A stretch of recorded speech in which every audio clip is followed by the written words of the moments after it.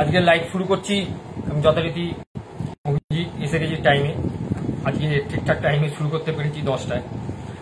আজকের বিষয়বস্তুটা এতটাই গুরুত্বপূর্ণ যে প্রত্যেকটাই বিষয় গুরুত্বপূর্ণ, তার মধ্যে এটা একটা গুরুত্বপূর্ণ বিষয় যে 2.5-3 বছরের বাচ্চাদের স্কুলে পাঠানো ঠিক কিনা। এটা অনেকে বলবে ঠিক, আবার অনেকে বলবে ঠিক নয়। আমি আমার দৃষ্টিকোণ থেকে যদি বলি, বা আমি একজন স্কুল শিক্ষক বলুন বা সাইকিয়াট্রিস্ট বলুন বা লাইফ কোচ বলুন, যে মেবি সেইখান থেকে যদি আমি বলি যে একটা বাচ্চাকে 2.5-3 বছরে স্কুলে পাঠানোটা একদমই ঠিক নয়। কেন ঠিক নয়? কারণগুলো প্রচন্ড মারাত্মক। কিরকম বিষয়গুলো থাকে?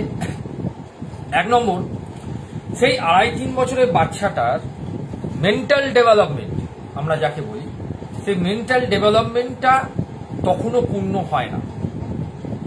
সেই মেন্টাল ডেভেলপমেন্ট পূর্ণ না হওয়ার জন্য বাচ্চাটার মধ্যে অনেক রকম মানসিক এবং স্বাস্থ্যের অনেক অবনতি দেখা যেতে পারে। বিভিন্ন রিসার্চ, যেমন ধরুন কেমব্রিজ রিসার্চ করে এইগুলো বিষয় বেশি, বিভিন্ন রকম ইউনিভার্সিটি, যেগুলো সাইকোলজিক্যাল ইউনিভার্সিটি আছে খুব নামি, এবং ইউরোপের যে সাইকোলজিক্যালি যে ইউনিভার্সিটিগুলো আছে সেইগুলো রিসার্চ করে বার করেছে যে 2.5 বছর এবং 3 বছরের বাচ্চাদের মধ্যে যদি খেলার প্রবণতা না থাকে বা ওদেরকে স্বাভাবিকভাবে বেড়ে উঠতে না দেওয়া হয়, তাহলে তাদের অনেক রকম ডিসঅর্ডার দেখা যায়। আপনারা বলবেন প্লে স্কুল তো আছে, আমরা পাঠিয়ে দিই বাচ্চাদেরকে প্লে স্কুলে। অবশ্যই প্লে স্কুলে পাঠিয়ে দেন, কোনো অসুবিধা নেই, সেখানে তারা খেলার ছলে শিখছে। কিন্তু এখানে একটা বিষয় সবচেয়ে বড় মারাত্মক আকার নেয়, যে আপনারা যে সময় ওকে পাঠাচ্ছেন, বা অ্যাকচুয়ালি যে সময়টার মধ্যে, 1 মিনিট, একটু নেটটা মনে হচ্ছে সমস্যা হচ্ছে, যাই হোক, যে সময়ের মধ্যে পাঠাচ্ছেন সেই সময়টা পারফেক্ট কি বাচ্চাটার পক্ষে? নিউরোসায়েন্স কি বলছে? নিউরোসায়েন্স বলছে যে একটা বাচ্চার, বিশেষ করে 2.5 বছর, 3 বছর এবং মোটামুটি 5 বছর অবধি একটা বাচ্চার মোটামুটি 12 থেকে 13 ঘন্টা ঘুমানো দরকার। এই 12 থেকে 13 ঘন্টা বাচ্চাটাকে সঠিকভাবে ঘুমোতে দিতে হবে। বাচ্চাটার বিকাশের জন্য তাকে একটু আউটসাইডে ছেড়ে দিতে হবে। আউটসাইড বলতে এই নয় যে বাড়ির বাইরে, আউটসাইড বলতে এখন তো আমাদের মাঠের সেরকম প্রবণতা নেই, মাঠ খুবই কমে এসেছে। বাড়ির মধ্যে একটু ছেড়ে রাখতে হবে যাতে সে তার নিজের বিকাশটা করতে পারে, এবং তার সঙ্গে তাকে দেখতে হবে, তাকে ফলো আপ করতে হবে সে কি কি করছে। এবার আপনারা বলবেন স্যার স্কুলের যদি যাওয়ার অভ্যেসটা না থাকে তাহলে সে পরবর্তীকালে স্কুল যেতে পারবে না বা স্কুল যাবে না, গিয়েই কাঁদবে।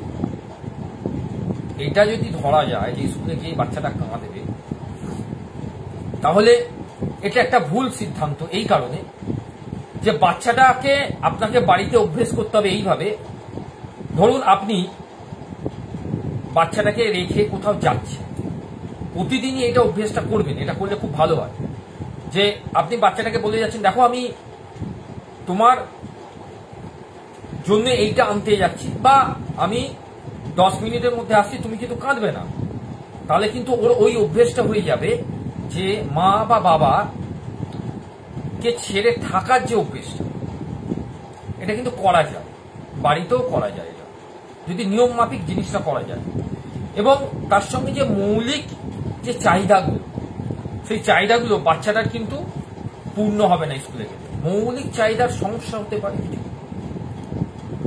তো স্কুলে গেলে সে কাঁদছে বা ইসেট্রা হতে পারে, খুব চেল্লাচ্ছে, দিদিমণি বা স্যাররা তারা ম্যানেজ করার চেষ্টা করছে, কিন্তু সবসময় ম্যানেজ হয় না অনেক সময়।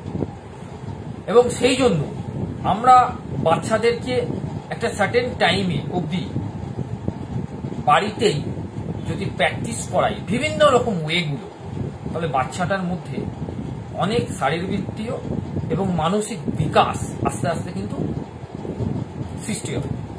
আমাদের কাজগুলো যদি এরকম হয় যে একটা বাচ্চাকে আমরা ভালো করে নোটিস যদি করি, মা বা বাবা যদি ভালো করে নোটিস করেন, যে কোনো একজনকে কিন্তু নোটিস করতে হবে যে সারাদিন বাচ্চাটা কি কি ধরনের অ্যাক্টিভিটিগুলো করছে, সেই অ্যাক্টিভিটিগুলোর মধ্যে কি কি অস্বাভাবিক অ্যাক্টিভিটি আপনার চোখে পড়ছে।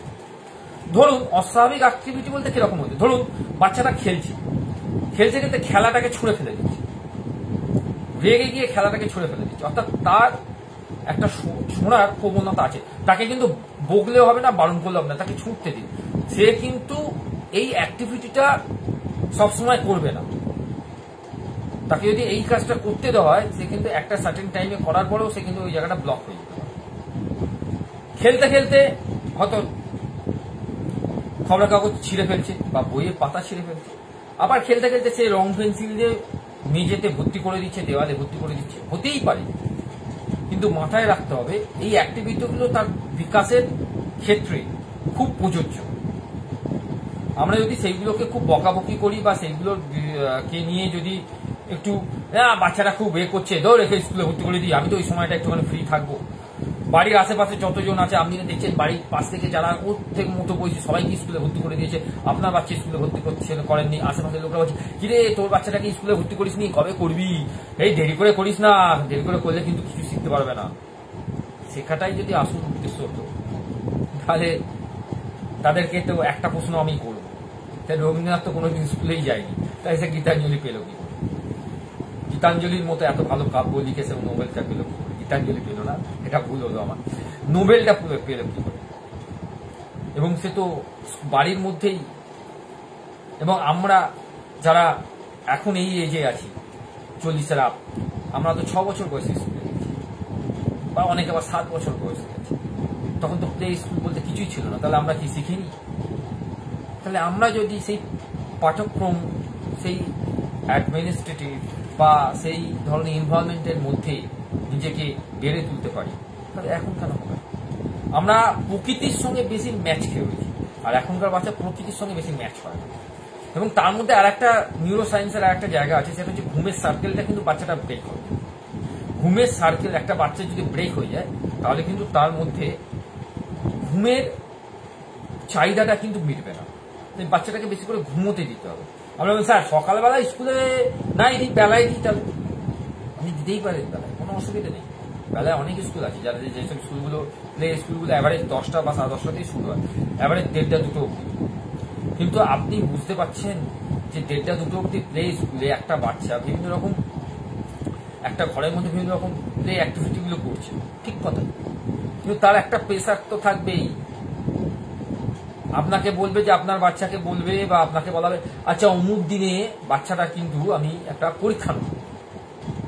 বাচ্চাটা ওই বয়সে সে পরীক্ষার কি বোঝে? বড়রাই বোঝে না, বাচ্চারা তো বলবেন স্যার বাচ্চাদের অভ্যেস নষ্ট। কিচ্ছু নষ্ট হবে না, এটা আমাদের বিলিফ সিস্টেম যে আমরা ভাবি যে বাচ্চার অভ্যেস নষ্ট হবে। বাচ্চাটাকে স্লোলি স্টেডি অভ্যেস করানো যায় প্রত্যেকটা বাচ্চা, এবং বাচ্চাগুলোকে খুব সুন্দরভাবে, যদি আপনারা কেউ নেট ঘাটেন বা সাইকোলজি কোনো বইপত্র পড়েন বা কোনো সাইকিয়াট্রিস্টের কাছে যান বা চাইল্ড স্পেশালিস্টের কাছে গিয়ে জিজ্ঞেস করতে পারেন যে 5 বছর অব্দি বাচ্চাকে কিভাবে রাখা উচিত, তাহলেই বুঝতে পারবেন। এই 2.5 থেকে 3 বছর বাচ্চাদের স্কুল পাঠানো একদমই ঠিক নয়, এটা আমার কথা অনুযায়ী। কেন ঠিক নয়? তার প্রথম কারণ, তার ঘুমের সার্কেল ব্রেক হবে। ঘুমের সার্কেলটা ডিপেন্ড করছে আমাদের নিউরো সিস্টেমের উপর, এবং যদি নিউরো সিস্টেমটা ঠিক মতো না হয়, তাহলে আমাদের নিউরো ডেভেলপমেন্টের ডিসঅর্ডার গুলো আছে, সেইগুলো দেখা যেতে পারে। তার 1 নম্বর। 2 নম্বর, তার মানসিক স্বাস্থ্য এবং শারীরিক স্বাস্থ্যের মধ্যে কিছুটা ব্যালেন্সের সমস্যা হতে পারে। শারীরিক স্বাস্থ্য, খাওয়া দাওয়ার সমস্যা হতে পারে। আপনি যখন 2.5-3 ঘন্টা বাচ্চাটাকে বা 4 ঘন্টা বাচ্চাটাকে যখন স্কুলে রেখে দেবেন, তাকে কি টিফিন দেবেন? সে তো একা টিফিন খেতে পারে না, হয়তো কেউ না কেউ তাকে খাই দেবে। সেই সময় তো বাচ্চাটা খেতে চাইছে না। প্রত্যেকের একজনের পেছনে তো একটা করে দিদিমণি থাকবে না, হয়তো 10 জনের সঙ্গে একজন, 10:1। 10টা বাচ্চাকে তো সে খাইয়ে দিতে পারবে না, সম্ভব নয়। কোনো বাচ্চা সে নিজে খাবে বা কোনো বাচ্চা সে খাবেও না, ফেলে দেবে। অর্থাৎ তার খাওয়া দাওয়ার একটা সমস্যা হতে পারে, এইটা একটা। 3 নম্বর হতে পারে তার মৌলিক চাহিদা, হয়তো সে পটি করে ফেলতে পারে, বা অনেকে টয়লেট কথা বলতে পারে না। হ্যাঁ, সেই ব্যাপারটা, সেইটার সঙ্গে তাকে অভ্যস্ত করানো হয়নি। সেই অভ্যস্তগুলো বাড়ি থেকে যদি করা হয় আরো ভালো। নাহলে প্যান্টে পটি করে ফেলছে বা প্যান্টে টয়লেট করে ফেলছে, আপনি হয়তো হাগিস পরিয়ে পাঠিয়েছেন, কিন্তু হাগিসটা বেশিক্ষণ শরীরের মধ্যে রাখাও তো অসুবিধা, কারণ র্যাশ বেরিয়ে যাওয়ার ব্যাপার একটা আছে। আমরা রাত্রিরে হাগিস পরে শোয়াই, কিন্তু ঠিক কথাই বাচ্চাদের 2.5-3 বছর 4 বছর বাচ্চাদেরও, কিন্তু সেটাও ঠিক নয়। র্যাশের একটা ব্যাপার থাকে। যদি বাচ্চাটাকে ঠিক একটা প্রপারলি গাইড করে তাকে শোয়ানো হয় লাস্টে ঘুমোবার ঠিক আগে, যে এই সময় তোমাকে টয়লেট করতে হবে, তাহলে একটা অভ্যেসে পরিণত হবে, সে ঠিকই সেই সময় একবার টয়লেট করে শোবে এবং সারা রাত্রি কোনো অসুবিধা হবে না। আশা করি এই জায়গা থেকে আমি কথাটা বলতে পারছি, কারণ এই ব্যাপারগুলোর সঙ্গে আমি রিলেটেড। এবং তার সঙ্গে আর একটা জিনিস করা যেতে পারে, সেটা হচ্ছে 5 নম্বর পয়েন্টে বলা যেতে পারে যে আমরা তার বিকাশের ক্ষেত্রে মা বাবার ভূমিকাটাকে আমরা পালন করবো এবং আমরা তাকে অনেকটা বেশি টাইম, অর্থাৎ এই সিস্টেমের মধ্যে যদি আমরা থাকি, তাহলে 2.5-3 বছরের বাচ্চাটা স্কুল পাঠানো কোনো দরকার থাকে না, যদি মা বাবারা ঠিক টাইমটা তাকে দেয়। এরপরেও আরো অনেক কিছু কারণ আছে, অনেক ব্যাপার আছে, যেগুলো আমরা ছোট ছোট ভাবে আমি আমার মতো করে আপনাদের কাছে নিয়ে আসবো, এবং দেখবেন সেগুলো কত মারাত্মক আকার ধারণ করছে, অনেকটাই মারাত্মক আকার ধারণ করছে। যাই হোক, বিষয়টা বোঝাতে পারলাম আপনাদেরকে, এবং আজকের লাইফের বিষয়বস্তুটা খুব সংক্ষিপ্তভাবে আপনাদের কাছে তুলে ধরলাম, বেশি বড় তো করা যায় না। যাই হোক, যেটা আমি করি, যে আজকে সারাটা দিন আমি যদি কাউকে কষ্ট দিয়ে থাকি বা আমার কথায় যদি কেউ কষ্ট পেয়ে থাকে, তার জন্য আমি সরি বলছি তাকে, এবং ইউনিভার্সের কাছে আমি সরি চাইছি। গাছপালা হতে পারে, জীবজন্তু হতে পারে, প্রকৃতি হতে পারে, রাস্তায় ছোট ছোট পশুরা হতে পারে, সেখানে কুকুর থাকতে পারে, বেড়াল থাকতে পারে, কেউ থাকতে পারে। আমি দুঃখিত সেই সব কারণের জন্য, যেসব কারণে আমার দ্বারা ঘটেছে বা আমি যেসব কারণের জন্য দায়ী, সেই সকল কারণের জন্য আমি দুঃখিত। থ্যাংক ইউ ইউনিভার্স, যে তুমি আমার পরিবারকে ভালো রেখেছো, আমার বাচ্চাদের সুস্থ রেখেছো, আমার পরিবারের সকল সদস্যকে সুস্থ রেখেছো, আমার মা বাবাকে সুস্থ রেখেছো, আমার ফেসবুক লাইফে যতজন আছে তাদেরকে সুস্থ রেখেছো, তাদের পরিবারকে সুস্থ রেখেছো, ফ্রেন্ডসদের সুস্থ রেখেছো, আমার আত্মীয়দের সুস্থ রেখেছো। আত্মীয় বলছে আপনারা আমার আত্মীয়, তাই তাদেরকে আপনারা সুস্থ আছেন, তাই আমিও সুস্থ আছি।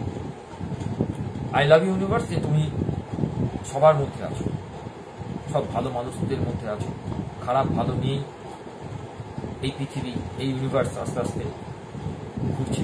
এই ইউনিভার্স মানেই তুমি, সেটা আমরা রাম, রহিম, খ্রিস্টান হোক, বুদ্ধ হোক, জৈন হোক, যেই হোক না কেন, যে ধর্মেরই হোক না কেন, সবারই মূল একই কথা, ঈশ্বর এক। তাই ঈশ্বর মানে আমাদের কাছে মহাবিশ্ব, মহাবিশ্ব মানে ইউনিভার্স। তোমাকে আমরা সবাই খুব ভালোবাসি, আমরা গ্রেটফুল তোমার কাছে যে তুমি এত সুন্দর পৃথিবীটাকে সুন্দর করে সাজিয়ে দেবার তুলছো, সুন্দর পৃথিবীর মধ্যে, সুন্দর মানুষের মধ্যে তুমি সবসময় বিরাজ করছো, সুন্দর মানুষগুলোকে তুমি আরো সুন্দর করে তাদের পথ দেখাচ্ছ। তাই আমরা গ্রেটফুল তোমার কাছে। Thank you universe. একটা কথাই বলবো, যে ইউনিভার্সের কাছে যদি আপনি গ্রেটফুল থাকেন, কৃতজ্ঞতা জানাতে ভুলবেন না। যা কিছু ভুল করেন সারাদিনে, যদি মনে করেন আপনি আমার লাইফে এসে এই জায়গা থেকে করতে পারেন, বা আমার লাইফ আপনি যখন পরে দেখবেন তখনও আপনারা আমার সঙ্গে বলতে পারেন, দেখবেন মনটা অনেক হালকা হয়ে গেছে এবং পরের দিনের জন্য অনেক ফ্রেশনেস ভাবে কাজ শুরু করছে। এটা একটা পজিটিভ সাইন। এটা আমি যবে থেকে লাইফ শুরু করেছি তবে থেকে করতে শুরু করছি, এবং এর আগেও আমি করতাম। তখন সে ফিলটা অতটা হয়তো আমার ক্ষেত্রে আসতো না, আসতো, কিন্তু এখন এই যে ফিলটা আসে, যে হয়তো এই জন্যই আমার লাইভ করা, যে আমি মনে করি যে আমি যেদিন লাইভ করবো না সেদিন হয়তো আমি এই ফিলটা আনতে পারবো না। তাই লাইভ করি মানে আমি সবার সামনে স্বীকার করতে ভালোবাসি, তাই স্বীকারটা করতে আমার খুব ভালো লাগে। আপনাদের সামনে স্বীকার করছি তাই ভালো লাগছে, ইউনিভার্সের কাছে স্বীকার করছি তাই ভালো লাগছে। ভালো লাগাটা ভেতর থেকে আসবে। আমার লাইফে একজনই থাকুক বা দুজনই থাকুক বা তিনজনই থাকুক, তাদের মধ্যে যদি সঠিক এবং সত্য মানুষটার কোনো জাগরণ হয়, তবে তারা স্বীকার করবে, এটুকু। যাই হোক, লাইফ শেষ করার আগে একটা কথাই বলবো, যে কালকের লাইফটা আমি শুরু করবো একটু অন্য প্রসেসে, এবং এখানে হোলিস্টিকের একটা বাচ্চার হোলিস্টিক ডেভেলপমেন্টের জন্য অনেক কিছু করতে হবে, এবং সেইগুলোই আমি একটা একটা করে নিয়ে আসবো আপনাদের সামনে। যেমন হচ্ছে বাচ্চার পড়ার মনে রাখা সহজ উপায়গুলো আমি আপনাদের কাছে তুলে দেবো। একটা বাচ্চাকে আপনারা যখন 5 বছর 6 বছর, যেমন আমরা 1, 2, 3, 4 থেকে আপার লেভেল যত যাবে, বেশি দূর যাবো না, এই অবধি হলেই সাফিসিয়েন্ট। 9 থেকে তারা অনেক বেশি বড় হয়ে যাবে। যে 1, 2, 3, 4 এর বাচ্চাদেরকে আপনি পড়াটাকে কিভাবে মনে রাখাবেন, কি কি সহজ উপায় আছে, সেইগুলোকে নিয়ে আমি কথা বলবো, এবং সেই কাজগুলো যদি আপনারা করতে পারেন, দেখবেন আপনাদের বাচ্চার মধ্যে পড়া মনে রাখার জন্য তাদেরকে আর নতুন করে পড়াতে হচ্ছে না, জোর করে বলতে হচ্ছে না যে তুই পড়, দেখবেন তারা এমনি পড়াটা মনে রাখছে। ভালো লাগে ঠিক পড়া মনে রাখবে। ঠিক আছে, আজকের লাইভ এখানেই শেষ করছি। শেষ করার আগে শুভরাত্রি সকলকে। ভালো থাকছেন, ভালো থাকতে হবে আমাদের সকলকে, আপনাদের জন্য, আমাদের জন্য, আপনার জন্য, আমার জন্য, প্রত্যেকের জন্য। শেষ করবো এটা বলেই যে আমি যা বলি যত খারাপ আমার, আমি বলবো সেগুলো আমার, যত ভালো আপনার। তাই ভালোর দিক থেকে আপনারা সবাই খুব ভালো মানুষ, খুব ভালো একজন নয় অনেকজন মানুষ যারা একটা সুন্দর পৃথিবীকে উপহার দিয়ে যাচ্ছে, আপনাদের বাচ্চাদের সুন্দর সমাজকে উপহার দিয়ে যাচ্ছে। সমাজের মধ্যে আমাদের থাকতে হবে। এগুলি আজকে শেষ করছি। শুভরাত্রি।